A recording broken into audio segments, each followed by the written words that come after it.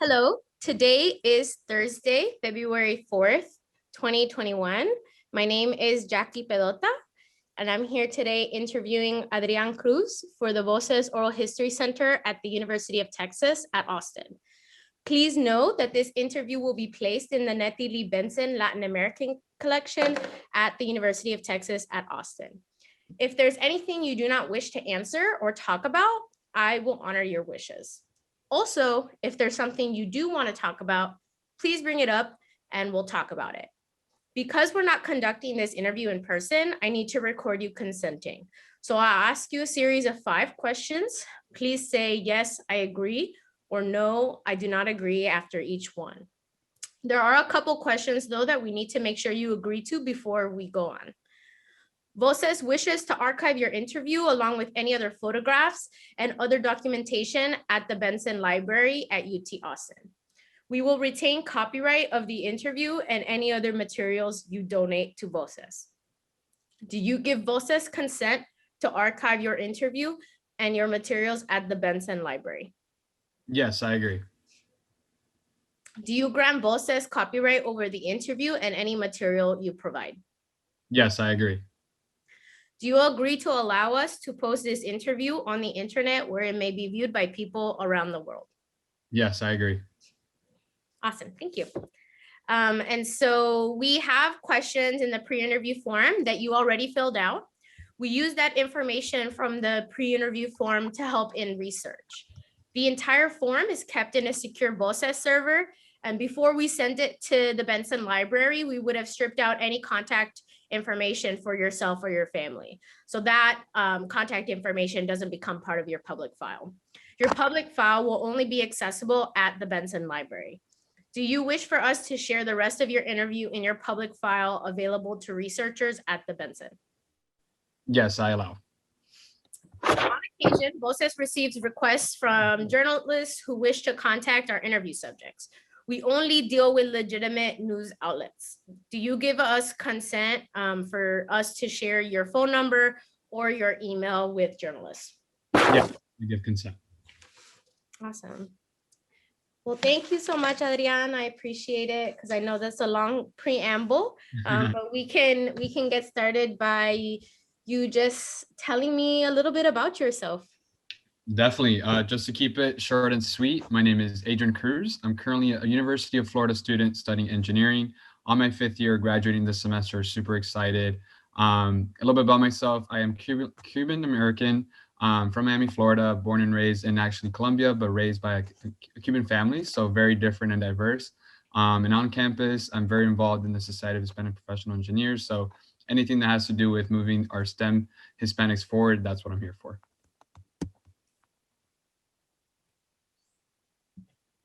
Awesome. Can you, since you say that you're graduating, can you share a little bit about what it is if you have secured an opportunity, what is that after graduation?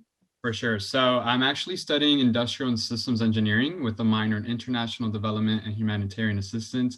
A big mouthful, but upon graduation, I'll actually be joining Accenture Technology Consulting, where I'll hopefully be working in the Department of Development Practices, where we get to help a lot of developing countries and nonprofits move forward and kind of integrate public policy and technology. So I'll be getting that career head started hopefully this September. Well, that's awesome. Congratulations. I know it's challenging now given the way that COVID has shaped the economy and the job market. So how was that process for you? You know, were there any initial challenges, or because you're in engineering and a specific type of engineering, there wasn't really an impact? How was that? Definitely. So overall, I will say the engineering coursework was impacted by COVID. Specifically for me, I actually had the blessed opportunity that summer 2020 when COVID, first struck in the United States, that my internship moved virtually. So I was still able to actually partake in my summer internship with Accenture. Although it was virtually, I felt very immersed and, was able to get the best out of it. But I did feel, sad that I wasn't moved to San Francisco, been in the office and, face-to-face interaction with these clients. But it did bless me the opportunity to kind of merge out and actually get involved in an African American project where I helped a school in Rwanda, Africa. So I guess the pros and cons came in with that internship of where I was headed to and not being able to be there present, but allow me to get another opportunity. And that actually turned around with my summer evaluation doing pretty well. That September, I actually managed to get a return offer. Obviously, the details were a little bit limited because of all the uncertainty going on. So to this date, I still don't know when I'm starting, if I'm starting in person, if I'm starting virtually, but I do know for a fact that I will be having an offer post-graduation, and doing these unprecedented times, that's been a blessing. Yeah, would you say, yeah, I mean, that's the great opportunity. Would you say that amongst your, group of friends that what is that is the same case, or No. there's, Yeah. can you Yeah. So speak more to that? I would say no right off the back, but yes, in a way, because now I guess recruiting became more accessible. Like now you didn't have to go to specific conferences and stuff. You can join everything virtually. But I will say certain industries did face the impact.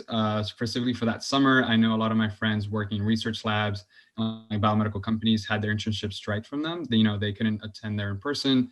There wasn't really much work they could do virtually. So they were limited with that return offer opportunity because they weren't really with an internship that summer. Same thing with my friends in mechanical engineering, my roommate specifically, that industry was impacted pretty hard, where a lot of airline companies, Boeing specifically, didn't know where they were headed. So they couldn't offer that many either summer opportunities that same summer or even return offers or full-time offers currently to this day. So I will say that my, I guess, consulting industry, focus was a benefit in this situation because they actually didn't have to furlough a lot of people, but they were able to manage their projects. But I will say overall, the engineering industry was impacted, just some over others, depending on the type of work that you do. And would you say that your education this last year has been impacted? I guess you'd call it like a super senior year, right? A fifth year. Yeah, super senior year, but definitely impacted, I would say. How so? Can you share more Yeah, information? for sure. I think, first off the back, you told me 2 years ago, Zoom University, I wouldn't know what that is, but now it's just tossed around like, like nothing. Us as students, ever since last semester, even since spring of last year, actually, when it transitioned, our education just became very virtual. It became known as Zoom University because everything was taught on Zoom, like no classes were in person. This semester, more and more classes are becoming in person, but it was a very different environment where you would log into class and basically be in this scenario where the professor's only one with the camera on and everyone else is cameraless, and you couldn't really have that bonding experience one always wishes for in a college classroom, and that education bounce off, and you just feel very restricted online. So it did make a big transition. But just to rewind it a little bit from my whole educational impact, I was actually studying abroad that spring semester right before COVID hit. So it was kind of crazy, the turn of events, how I went to go study in Madrid to take classes there. And then mid-semester, I ended up taking those classes abroad back at home. So I felt like an international student in some sense back at home because I was taking, Madrid classes on my own computer here in Florida, but they weren't very set up. So those classes that I was taking were very, with the impact of COVID and moving to technology, they weren't very progressive. So those classes I took right there, I felt like I lost like 2 or 3 weeks of education that I could have, for sure captured if we were more equipped. And then that fall semester came around, everything was very virtual, so very different. The structure and the quizzes and the exams were all virtual. So I've never spent this much time at home, usually at the library, studying with other friends. But now I mainly made this desk my second home where I can, basically take my tests, my exams, my homework, everything all in one place. So overall, the overarching question is that yes, my education was impacted from here at UF, from my study abroad experience, from now my graduating semester to my senior design project. Very different from what I expected coming in freshman year. And so I want to go back because that was a lot. I mean, Yeah. I know COVID has been around for now a much longer period than we all thought. So I want to kind of break things down a little bit more.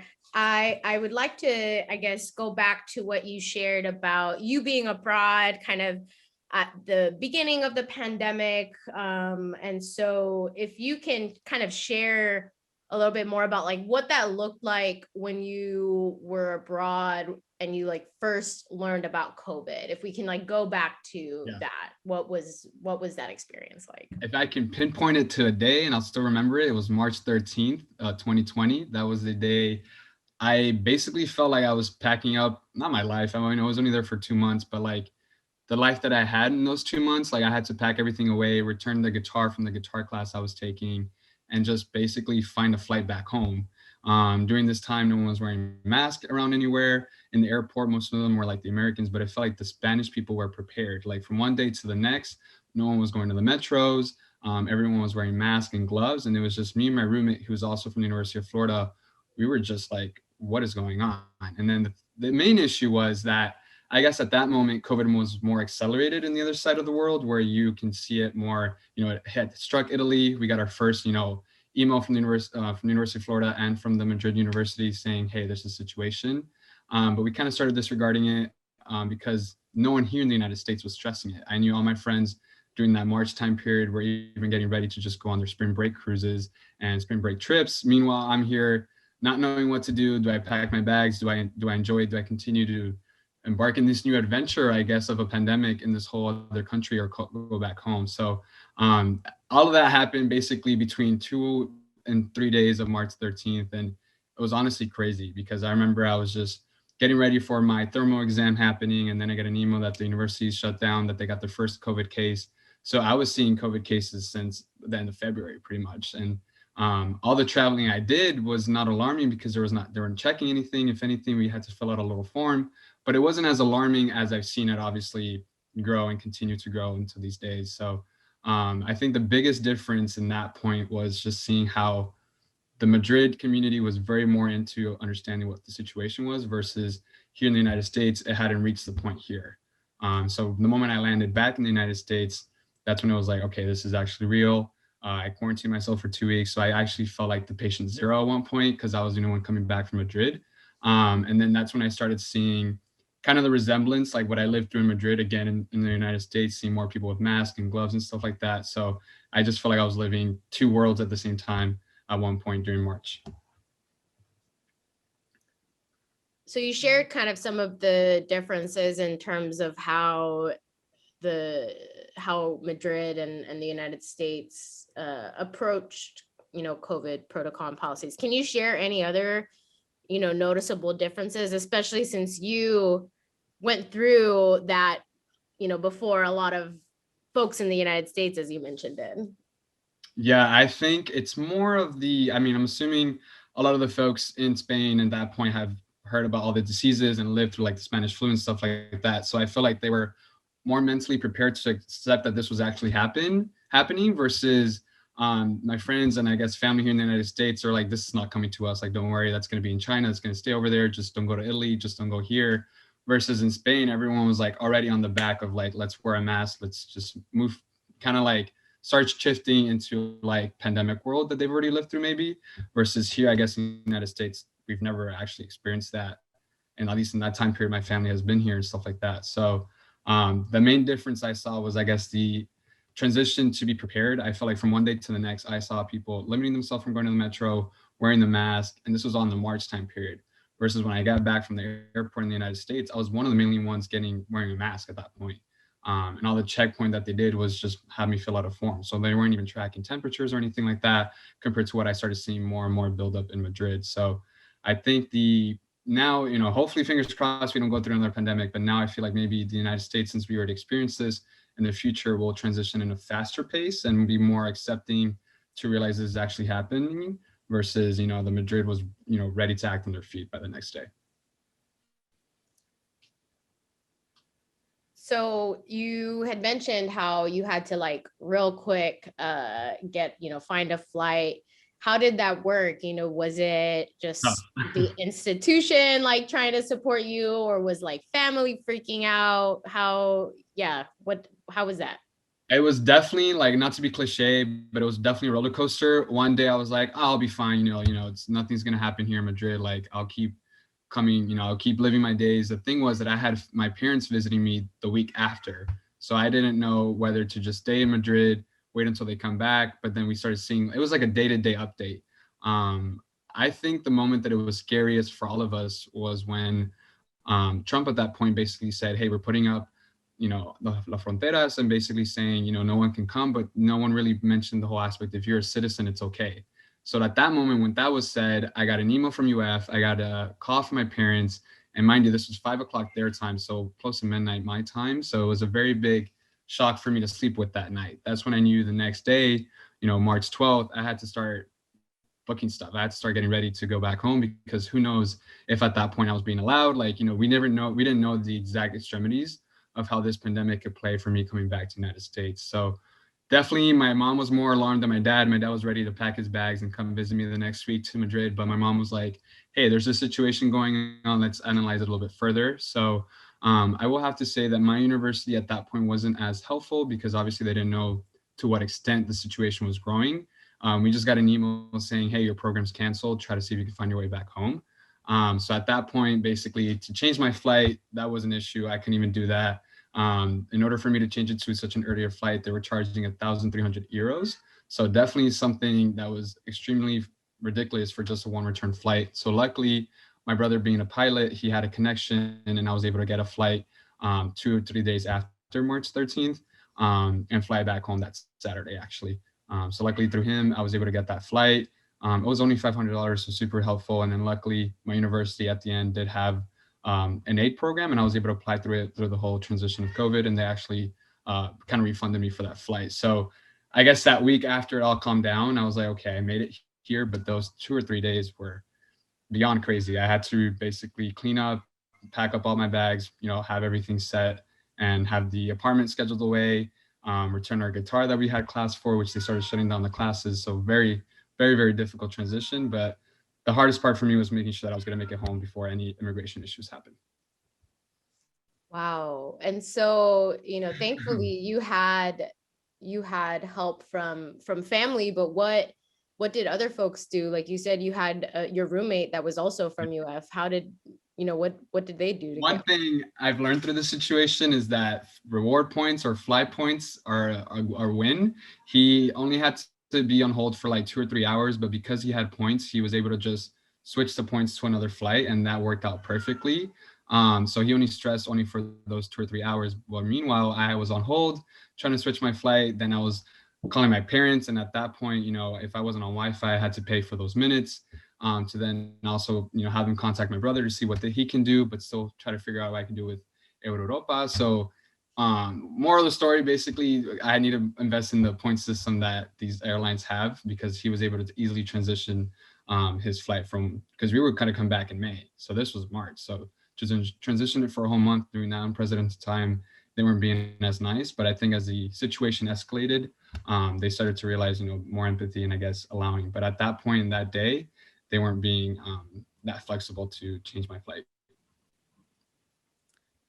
Yeah, and you had made previous mention about the Trump administration and how they were, kind of encouraging folks to come back by saying we're gonna close the borders, but not really. And so what did that look like? Because I know, I'm sure similar to you, there's a lot of people going back. So what did did you fly into Miami? Like, what did that look like? Yeah. So for me, there was, okay, I'm just thinking about everything. It's been a minute since I thought about everything happening. And now at that point, it was just like a movie because obviously I realized I wasn't the only one going through this, but like it was our little group that we had. Obviously, 2 months in Madrid, you start getting close to the people. And I luckily had a friend that I interned with for 2 summers from the University of Puerto Rico. So I met up with her and her friends that were there from University of Puerto Rico. So I feel like I was more blessed. I was blessed to get an easy way back to the United States. It was a direct flight to Miami. Bumpiest flight of my entire life, if I'm being honest with you. I was like, I just need to get to this ground. I was like, yo, I got on this flight, but this flight even itself is not, I didn't feel safe for some reason. So once I got to that ground, I was like blessed. But my transition there, I think was pretty seamless. Although the line for check-in at the airport was like 3, almost 4 hours long, and there was a long line of easily like 120 people on this American, more than 120 people in line for the American check-in. But I feel like that was the hardest part for me compared to my other friends, especially the ones in Puerto Rico. they started putting up a lot of regulations. You can fly into Puerto Rico. So I had a friend and her roommate had to fly into Colombia. They actually spent the night there in the airport. And actually, once they got back to Puerto Rico, they kind of pinpointed it. They spent 2 nights in Colombia. Once they got to Puerto Rico, they asked them to go get tested. They started feeling symptoms, and they kind of pinpointed it basically to their stay in the Colombian airport those 2 days. That's where they felt like they probably developed the symptoms. So when I started experiencing that, I got back home, and to this day, luckily, knock on wood, I haven't had COVID. So I felt like I was just scheming through all this because it was just a buildup. Like at first it was from 1 month before COVID wasn't a thing. The next month I have these friends that were with me in all parts of the world now trying to get back home, and that's how they managed to get COVID in a sense. So I think I managed to get home safely in one piece, but it was definitely bumpy, not only for me but a lot of my other friends too. Yeah, and you had said that they weren't really having the same precautions that they do now. So they didn't have what the social distancing, right? Mm-mm.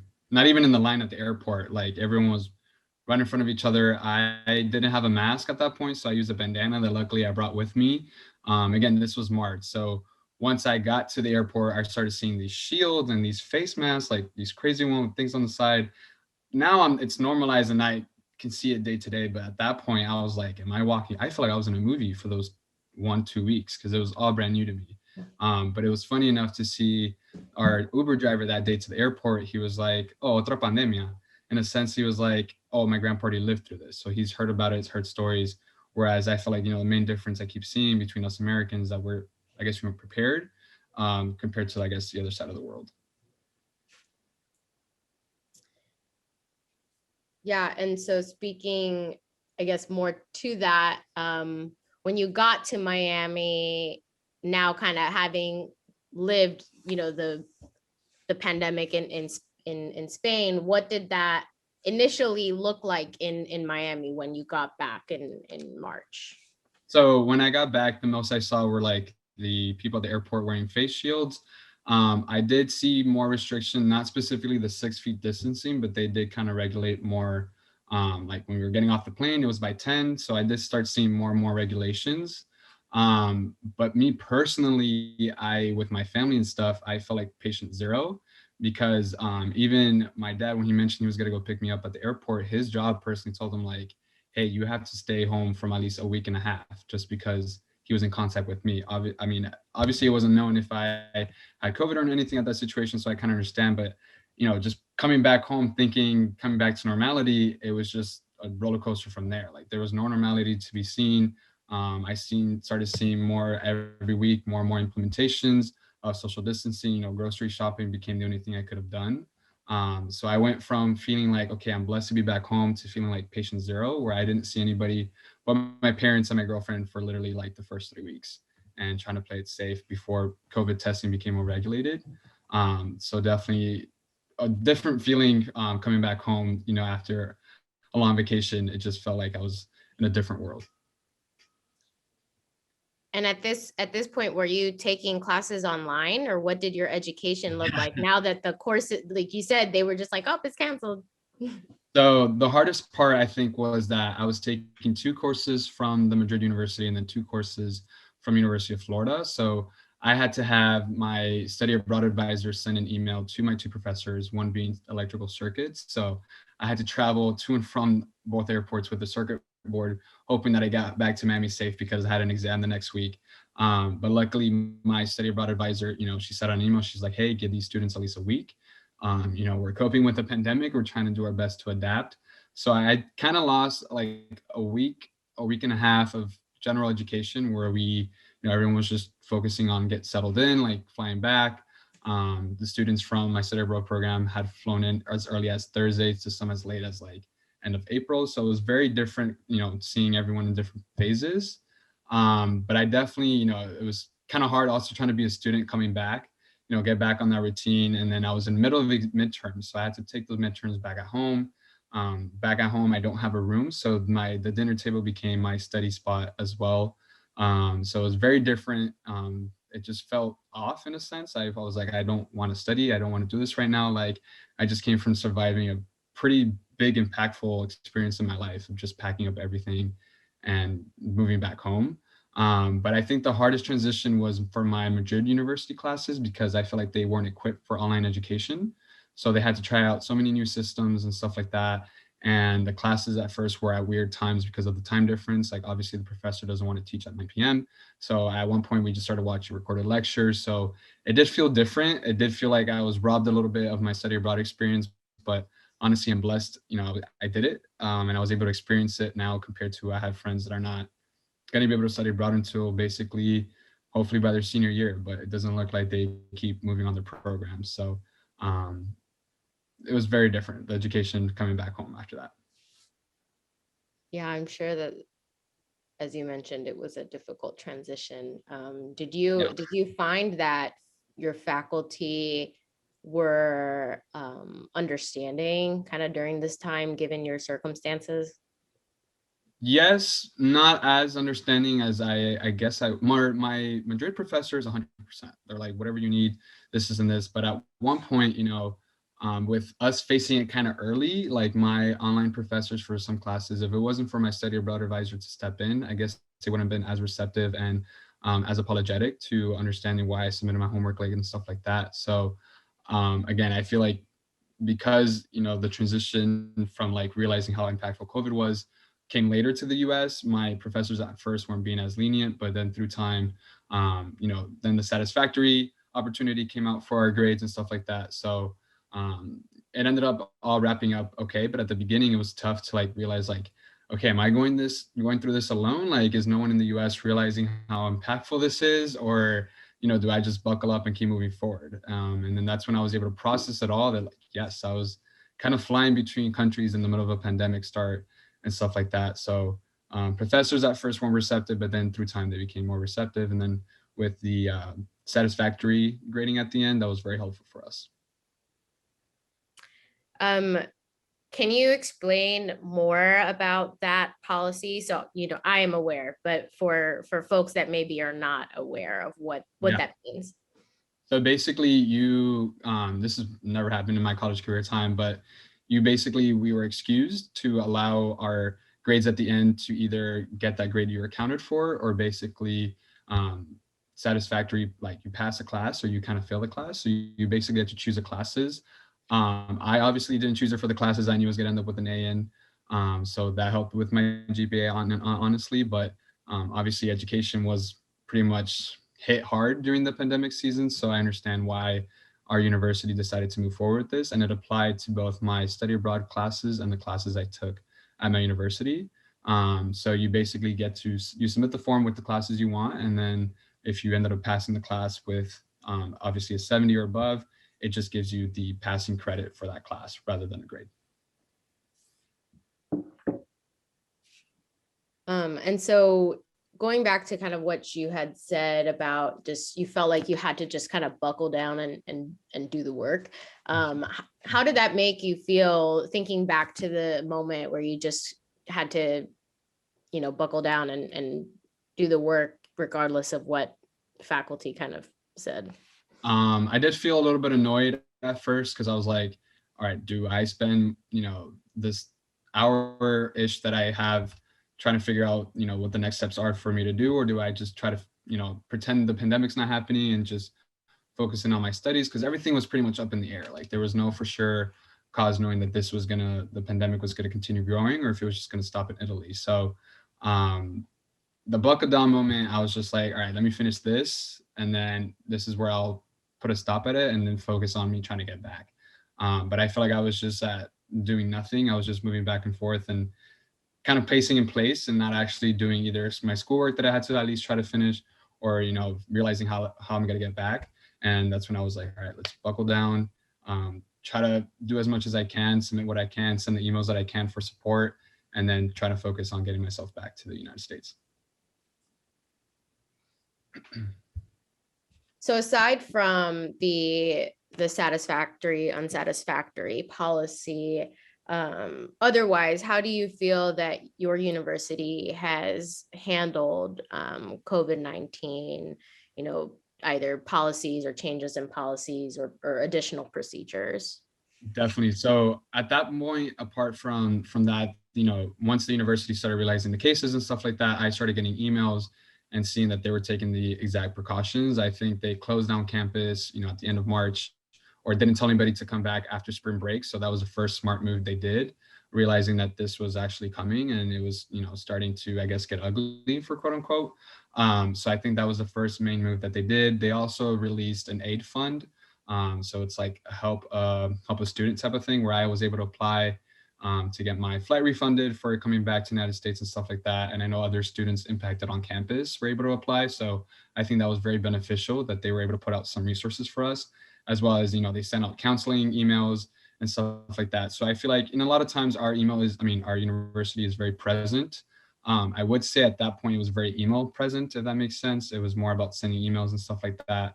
The new vice president that we have, I will say, is constantly sending us like encouraging emails in a sense of like, we're going to get through this. Remember to wear your mask and stuff like that. So seeing a transition to fall and now spring semester, I think the university is doing as best as it can to also preserve the university and especially small town university environment that we have going on here, while encouraging students to be safe and stuff like that. So we've actually transitioned to now into a biweekly testing regulation if you're on campus or you're in dorms or you're involved in Greek life. So I do think that was a smart, very big decision they made from fall to spring as we started moving back to, I guess, quote unquote normality and more in-person classes. So I think that is the right step they're moving forward to, and I've been pretty on top of that as well. So how is that testing enforced? I guess so. The way that they have it is that you're not cleared on campus.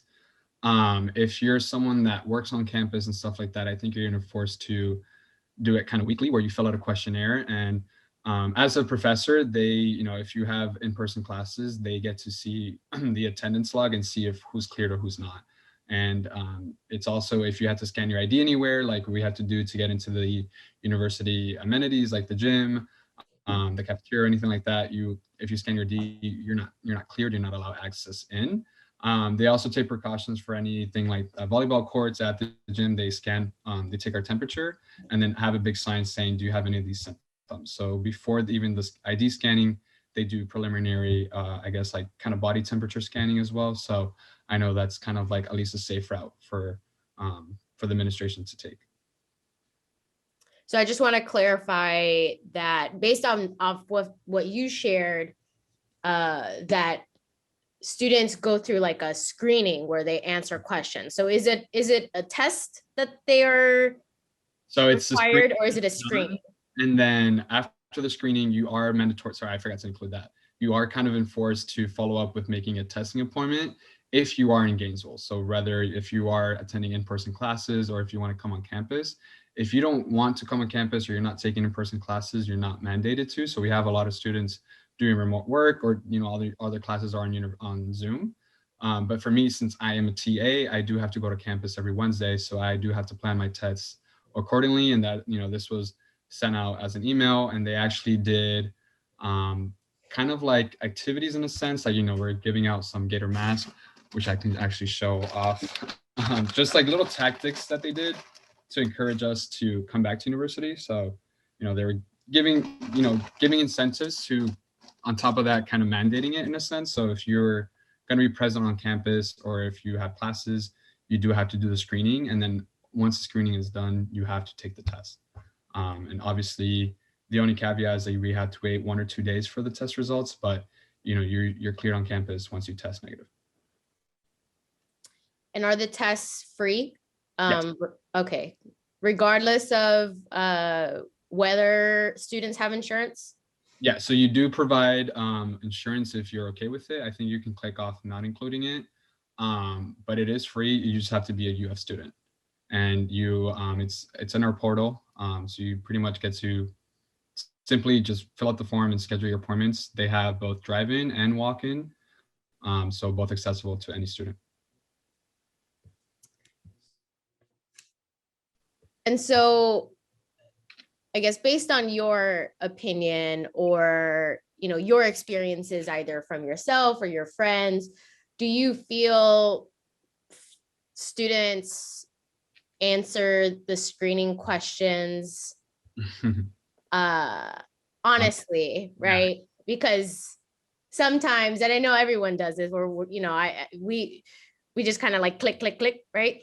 So how have you seen that kind of manifest itself on campus? So there's, I guess, like 3 points to this. One, the screening is pretty short, so it's, you know, if you lie, that's on you. It's not that it's long and so it makes you want to lie. It's pretty self-explanatory. The one thing is that if you put something that I guess is alarming, whether you've been in contact with someone or, you know, you're part of the dorms and stuff like that, they automatically not clear you. So you get an email that you're not cleared on campus. So like when I came back from winter break, sadly enough, my family members tested positive. So I was like, you know, to play it safe, when I did the screening, in honesty, I included that. And right off the back, I got an email and even a phone call saying like, I'm not cleared on campus. Make sure you get tested soon. You quarantine for 14 days, this and this. So I know friends that just because, you know, they may have been exposed, but because they don't want to be limited to being quarantined or to get, you know, not cleared on campus, they lie. And I guess they say that they weren't exposed, but still get tested and, you know, more regularly than not, somehow end up testing also negative. So they're safe to be on campus, but didn't have to be forced to quarantine those 14 days or, you know, not be cleared on campus right away. So I do see a little bit of both sides, but I think majority of the students that I know, and even my friend culture, is like, if we're gonna all hang out in a group bigger than 5, we go get tested. So everyone kind of either fills out that questionnaire with all no's to just get at least a testing appointment. It is a culture that we've already embedded to just get tested on a regularly basis.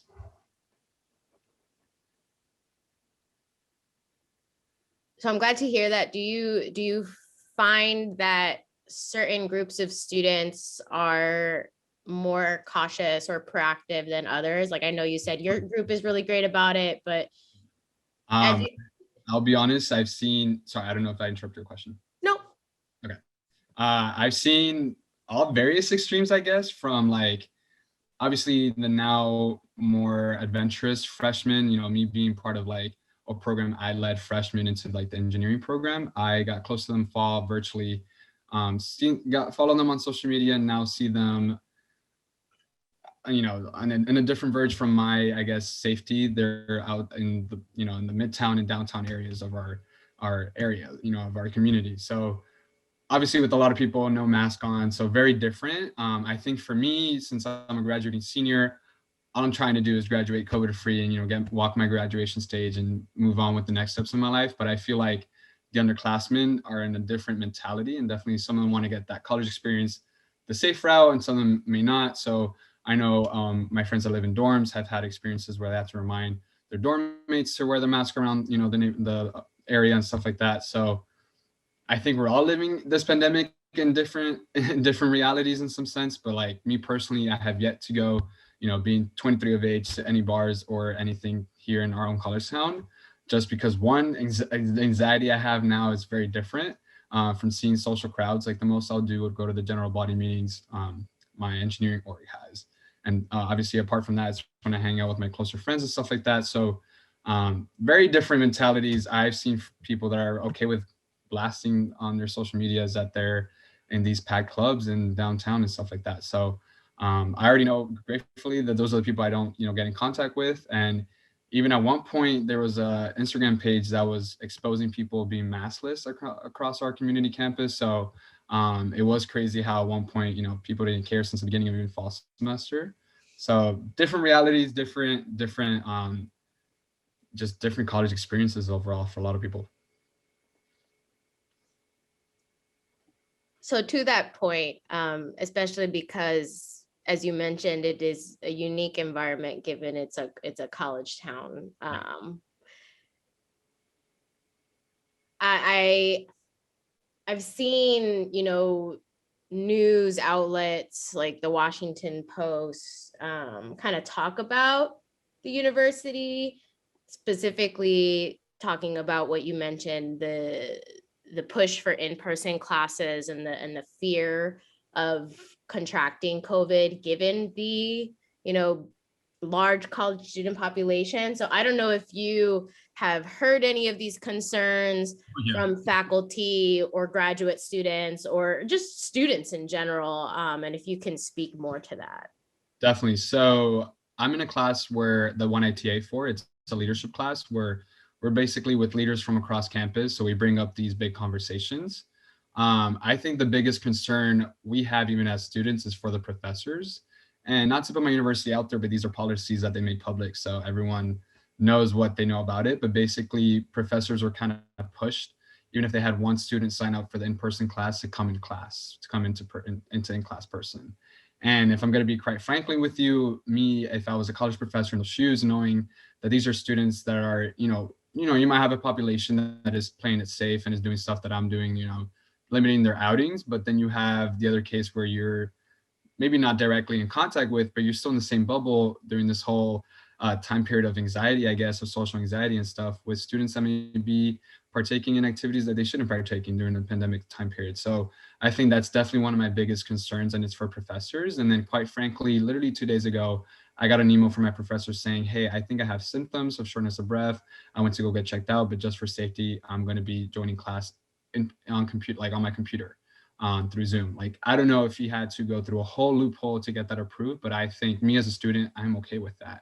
And so I feel like if we as students are okay with that, it shouldn't be pushed to an extent. Like, we want to make sure some of these professors are also tenured. So, they're not in the right mentality or space to be doing this right now, even if it's through, rather than doing it through Zoom. So I feel like if we successfully did it through fall semester, I don't see why we can't push it at least for this semester, or at least start rolling out the vaccines to the essential workers. Like, if you want to push them out so much, then have that enforced as well as part of your priorities. So I think that's definitely one of my biggest concerns.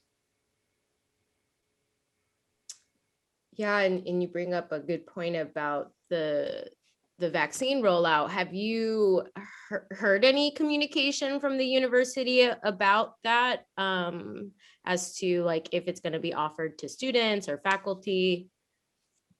Definitely. So right now, I know our Jacksonville campus has like the most, I guess, vaccines at the moment.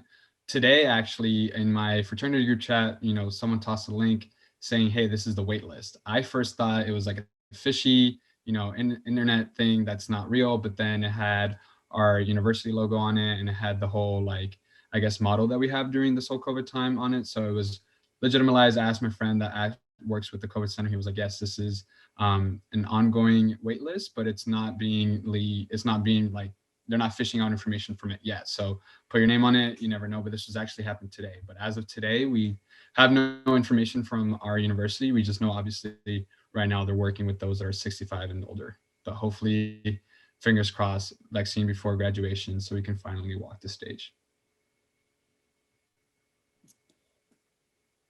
Yeah, have you heard any updates or communication? I know in previous semesters it hadn't happened. So have they given y'all an update if it'll happen in the spring?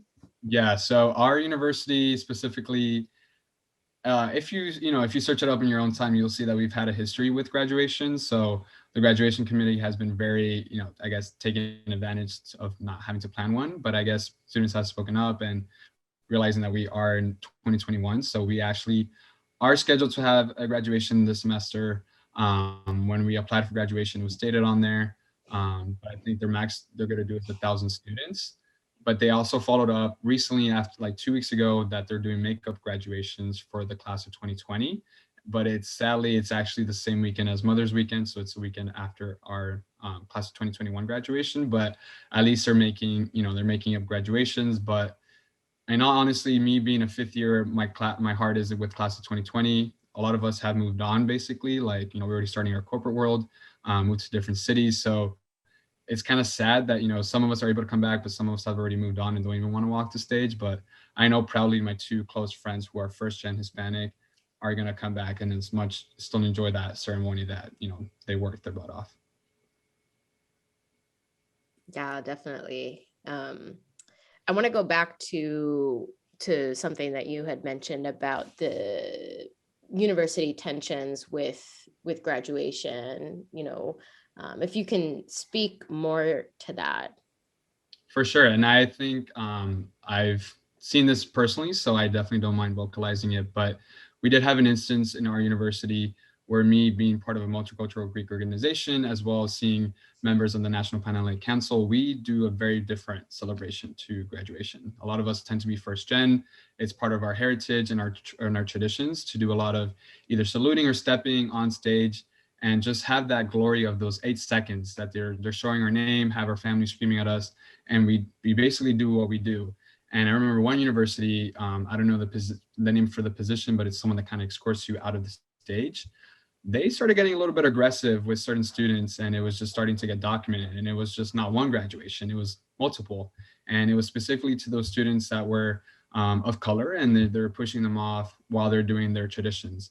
Whereas they allowed all these other, predominantly white students doing some weird things on stage, let them, take off their shirt and do something stupid and let them do it. Versus, someone that was strolling on stage for those 5 seconds, they were pushed off right away. So that did get a lot of publication, and it became very hard for the university to come back from that. I think that was the same year we also got a low grade for racial equality. The year before that, we had also a lot of instances with like racial inequality on campus. So I think that was just the epidrome that like ticked it off. And I feel like they realized that situation in the graduation after, try to make it better. But then that graduation had a whole issue with our weather, and it made another, kind of big scene where a lot of students kind of felt like they got graduation taken away from them. So it's been like, 2 or 3 years now that like graduations here at our university have been a little bit different. So hopefully, when we come back, my graduation this semester, they're ready to tackle it in a great way.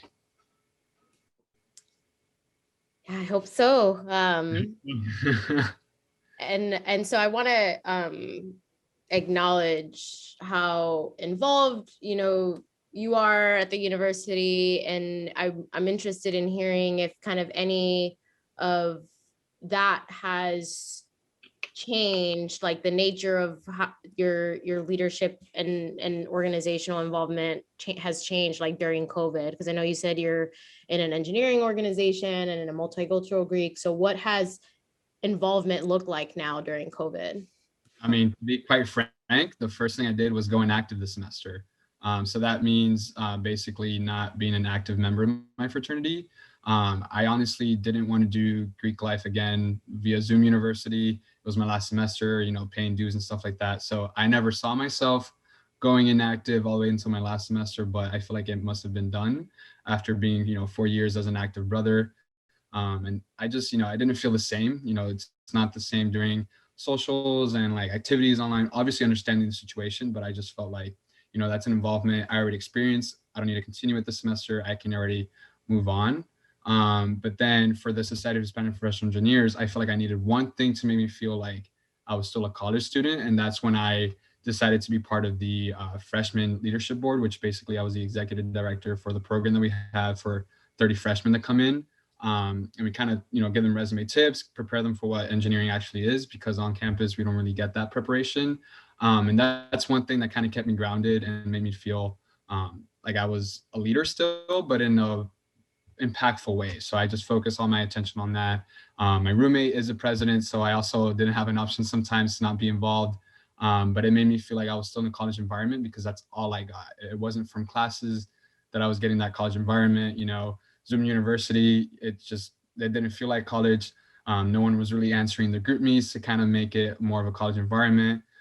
Professors tried. I mean, we got into breakout rooms during class to kind of mingle with the students, but everyone had their cameras off. It just felt weird. So I wasn't having that experience, but I think involvement, to one extent, I started like letting things go, but to another extent, I was like, this is the one thing holding me from making me be back in my college town, be real.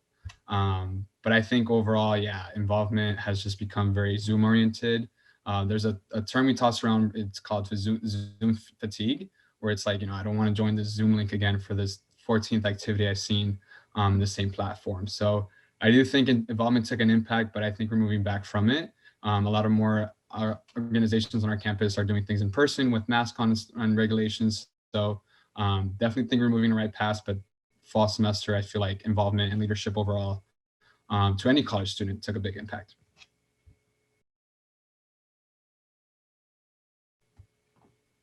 So as someone that, through your leadership opportunity was really involved with first year students. Did you kind of hear anything from them, as to how COVID has impacted their first year, right?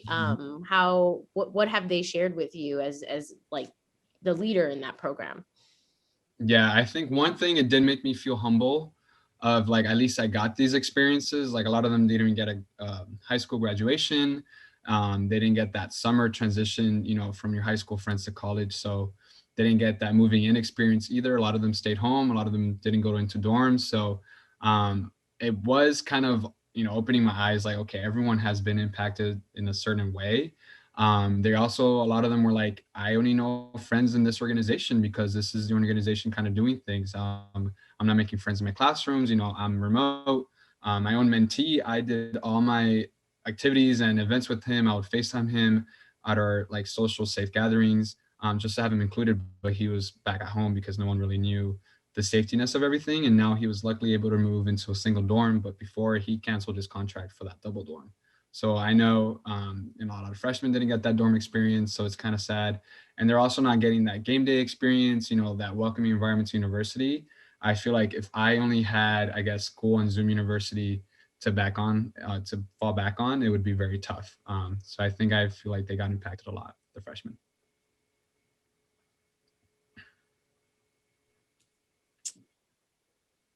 And I know you said that your organization specifically is for Hispanic and Latino students. And so have you noticed or heard like any unique ways that the Latinx community has been impacted by COVID, either through your friends? Like, do you hear kind of any unique challenges in comparison to, white non-Latinx students at UF? Yeah, if I'm gonna be quite frank, I feel like the main population I don't see out or doing those risky things is us Hispanic Latinx. Either because we think, if we go back home to visit, we have La Abuelita right there. So it's like not even our own safety and our roommates' safety, it's the safety of our family when we go back home and stuff like that. So I think the way that we cope with it is just, the little involvements that we have on campus, as well as like Zoom meetings, little get-togethers of anything, but we do know how to make the best out of it, and we didn't have to resort to that normal life that we had pre-college. So I will have to say, we cope with it with each other, I guess, because we all understand. And if we, the whole situation I explained before, like we know this is a pandemic going on, so if we do gatherings of 5 or more, we send in our results. I feel like if with my predominantly white friends, I wouldn't really have that same receptive answer of like, yes, do the results. I'll take a test just to make sure you're safe. Until now that it's kind of regulated, but at least fall semester, I didn't hang out with a lot of other friends outside of my small Hispanic group, realistically, because we all made a group chat and said, hey, we're going to hang out this semester. Let's make it a plan to get tested and stuff like that. If we're going back home, be mindful and stuff like that. So I do think, we coped it as a family, and that's always been one big thing in our Hispanic culture to even treat our friends as family.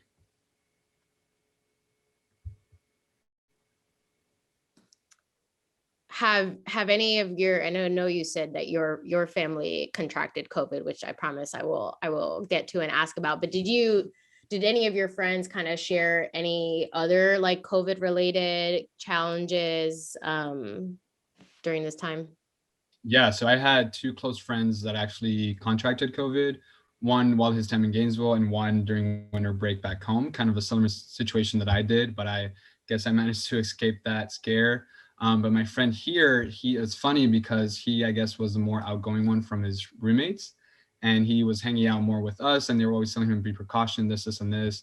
But from what my understanding was that his roommate actually contracted it at a research lab here at the university, or like somewhere with his research group or something, and then brought it back home, and that's how he got it. So it's the full circle of someone, directing you, telling you how to live your life, and they're the ones that kind of, not to put them out there, but kind of had the mistake, or brought it into the room. So it was very different for him to like experience it. He had to be quarantined, he hadn't hang out with us. But now, because it hasn't been 3 months, he's actually not allowed to get tested on campus because of this whole like, you're immune for 3 months or so. So it's kind of interesting to see we've kind of played it risky because we know he can get tested and stuff like that from when he hangs out with our group now that we get tested kind of every 2 weeks. But it was a difficult transition for him to like, I guess, come out and tell us that, hey, like he was the first one in the group to get COVID and stuff like that. So I could imagine, the shoes that he was in.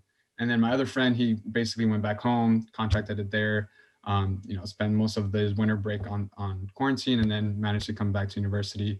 But because he tested positive outside the university, he's actually able to get tested at the university. So he's been constantly sending us his negative results. Well, that's an interesting loophole. Yeah. And so I want to go back to, what you shared about your family contracting COVID. And so if you can share more about, how you found out, when you found out, how you think, they contracted COVID, and Yeah. they're in Miami? Yeah, they're in Miami. So I mean, I could also pinpoint this day. I guess it's a trend of days that I'll remember until I'm 40, 50. So January 2nd, my girlfriend and I were actually on a date, and then like around 5 p.m., I get a text from my cousin, excusing formalness, but he was just like, yo, I finally got COVID. And I'm like, I don't know if that's the text I want to be reading right now. I don't know how to take this, but I then started thinking like my parents were at his house for New Year's, which I wasn't with my parents for New Year's. I was with my girlfriend. So I guess that's how I played it safe. But my parents were at his house for New Year's like 2 days before that. So obviously my mind went straight to my parents. I'm living with them. Like this was my biggest first scare. And I was like, I thought we were in a new year. I was ready to start, not obviously put COVID behind me, but, be just ready to take on the new year with a different storm. But the second day, already back to the COVID stuff. So that I think the biggest situation was when I got back home. I was wearing my mask around my parents, and they're like, why are you wearing your mask? This is you should be fine. Like, we'll be fine. Like, we weren't really next to him. I'm like, you're in the same room. So, I guess it became a lot of more of me kind of educating my parents on this whole, like, hey, this is actually a bit scary, go get tested. So, I decided to wear my mask the whole time for those 2 days until they got tested. And then my dad actually tested positive, and so did my mom. And then she had gone to see my grandparents the day right after New Year's. So my grandparents also tested positive. So it was a very big alarming those 2 or 3 days that I was like, okay, this is in the house, this is here. And I had a trip right before, I came back to university, that I was like, I don't want to risk it. But luckily I did a rapid test, my PCR came back negative, and everything's been safe from now. But those 2 or 3 days was very irritating at the same time, because I was kind of educating my parents like, hey, go get tested for reassurance. Even if you don't feel symptoms, like, this is a virus that we still don't know much info about. Like, we're constantly learning, just to play it safe, just so I can breathe, just so I can know. So they were being a little hard headed, and my mom started bringing in a lot of political stuff. So it became a very big overall 2020 recap chapter, basically, with all the political stuff and COVID and everything in that one moment, just because, they were being kind of hard headed on going to go get tested. And reluctantly enough, they ended up testing positive. So somehow I played it safe by not going to that New Year's, invitation at my aunt's house, and also just playing my mask safe even when I got back home, because I knew the extent of the situation, but I guess they weren't realizing at that moment. And has everyone since fully recovered? Yes, fully recovered, all negative PCR. It's been a roller coaster in our family group chat, constant updates of my grandparents eating and stuff like that, just to show that they've been good. But yes, luckily, blessed, everyone's been safe. That's wonderful. I'm very glad to hear that. And so thinking about how you said how you had to educate, your family about, getting tested and just about COVID. Can you speak more to, I guess, like how that mindset came to be? You talked about it a little bit, like political, but you can also just maybe talk about, is that just the mindset in Miami? No, I mean, to be quite frank, I guess it's the mindset of Cuban Americans, or I guess after a while of dealing with COVID, they were just feeling whatever with it, with everything going on, just to be quite frank, my parents and I don't have the same ideologies for political parties. So once they started bringing it into that conversation, I was just like, all right, it's time to cut it. I'm just trying to be safe with y'all. this is nothing to do with politics. This is clearly science. Like now the new topic that we moved on to is vaccines. Like that's a whole another discussion that's coming around because my dad's close to the age of 65. So I was like, you might be next group, stuff like that. But backtrack to that, it was just very, I don't even know how to say it. I was just like, I'm trying to get y'all to just go get tested simply. Mind you, my dad had like mentioned, why are you getting tested so much? Why are you doing this, this, and this at my university? I'm like, I'm just keeping myself safe from society. Even if I don't have these symptoms, there's asymptomatic people. Like there's a lot of research out there, you know, proving how different this can attack everyone. So, you know, just play it safe and go get tested. But I felt like it was more of that because I feel like they also felt that it was a big scare that they didn't want to go get tested for the certainty of it. They didn't want to go get tested to see that positive. You know, that was one side of me that they were doing, but the other side was just them like, I'm not feeling any symptoms. I'm not coughing. I'm not going to go. But I'm like, that's not true. That's, you know, that's not the case. Like my mom naturally cannot smell or taste. So I'm like, that's one thing we don't know for sure if it's, you know, attacking you. So it just became, I'm like, why am I educating you guys on this when I'm the one that should be getting educated on? Or what do I sometimes feel like I'm playing it safer by getting constantly tested and stuff like that versus them and stuff like that, where I have to constantly sometimes even put up their mask up their nose. You know, it's all this stuff of I'm like, I don't know if it's of old age or if it's this immigrant status, but it's been constantly 2020 was a year of just constantly education.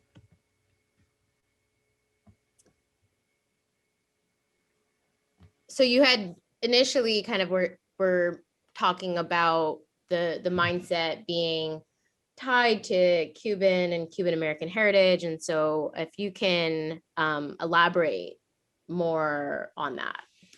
Yeah, so I think the mindset, you know, at one point, COVID, to be quite frank, it became political. So I know they have a lot of rationales of how they think and react around COVID because of all the news outlets out there giving them feed and stuff like that. Like I think my mom at one point didn't think COVID was real for a second, like close to like August, like it was like, oh, it's just missing. But then like Trump came positive. So I'm like, you know, it's clear right there. If someone, you know, the results are there. Like a lot of his administration also came back positive. So I'm like, it's clear. And now, you know, she came positive. So I'm like, you can't tell me that this is political. Like we literally had to put this on a separate conversation, separate chapter.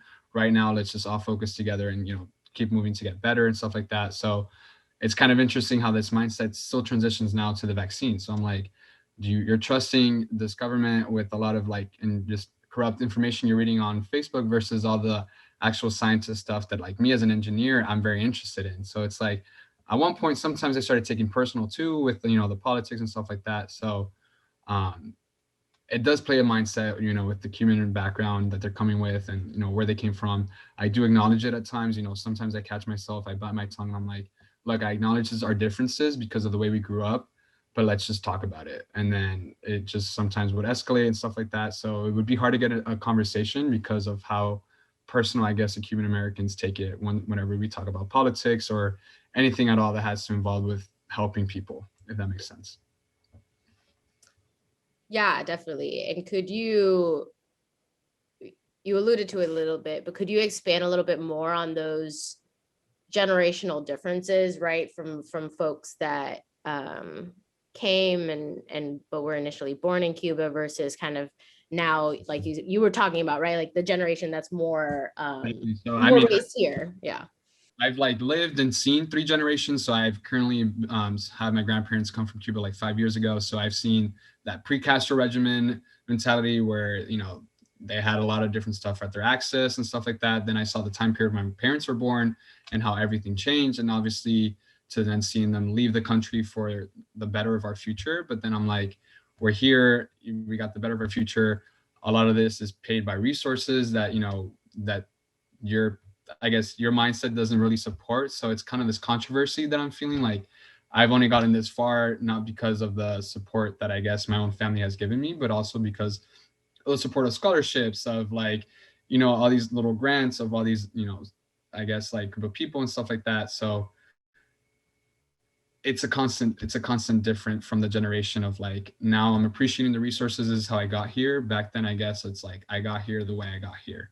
And it's like I don't care once I'm up here about anybody else, but I think I don't know if it's maybe my generation, but I feel like we're trying to help at least one leg up of the next person that's below me. You know, I don't mind that. And I feel like maybe that's the generation difference from immigration as well, because, you know, we always talk about our essays and everything. Like, if it wasn't for my parents, I wouldn't be here. But we also have to realize, like, if it wasn't for my teachers, if it wasn't for these university clubs, if it wasn't for this, like, you know, a lot of the stuff that I learned, my parents didn't even know how to fill out the FAFSA and stuff like that. So it's a lot of this mindset of like, I don't mind helping others because I got here with the help. And that might be either generational to my Gen Z or my immigration status being second, you know, second generation of immigrants and stuff like that. But also maybe because I didn't live through my, I guess, developing stages during, you know, a communism environment, or, you know, before that, socialist and stuff like that. So I do think the generational differences impact how we think, how we process everything, even during the COVID times. So I want to be mindful of time. And so I will just kind of ask this last question. If there's anything else that you would like to share with me about your experiences with COVID-19 that I've not asked about yet. I think so. Like, I think, like I've mentioned, I don't know if I like kind of emphasized, like, although it brought its hardships, and now I think I'm just, you know, moving into 2021, and 2022 sounds even closer than before. I do want to appreciate this time period, especially during my young, you know, young professional time period, of like the importance of like sitting down and humbling yourself and reminiscing all the learnings that you've had and stuff like that. So I know I kind of like shouted out a lot of the anxiety and stressful moments that I've been through, but I feel like it's definitely built me to the person I am today. And that's a constant thing I say every year, probably, but definitely just the fact that I remember specific dates and like what happened. And I can definitely share this with my grandkids one day. But I feel like, you know, to end the note here, I think it's been very humbling experience. And, you know, sometimes, you know, you may not need to compare yourself to others, but like realize like everyone got impacted by this. Everyone got hit some way, somehow. Be blessed that I got my internship opportunity in my full time, to able to be finish my career, my college career. Like, I know some of my friends in Madrid had to literally extend a semester and stuff like that. So I feel like overall, even though COVID like impacted my study abroad, my family relations, it opened up a lot to what's to come. And I think I'm even more excited to, I kind of, I guess, live the future. So very cliche wrapping up, but I definitely think I wanted to end it on that note overall. Well, thank you, Adrian. I really appreciate you sharing your stories and experiences with us, and being vulnerable to share like the highs and the lows. So thank you. Of course, thank you for the opportunity.